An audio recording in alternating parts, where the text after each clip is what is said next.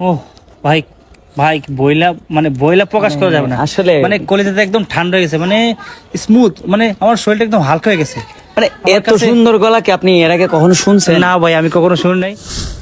মরণ কালে চাওগো যদি নিতে ইমান, দুনিয়াতে লিখে নিও নবীর গোলামিতে নাম, নবীর গোলামিতে নাম, নবীর গোলামিতে নাম, নবীর গোলামিতে নাম, নবীর গোলামিতে নাম, নবীর গোলামিতে নাম, দুনিয়াতে লিখে নিও নবীর গোলামিতে নাম।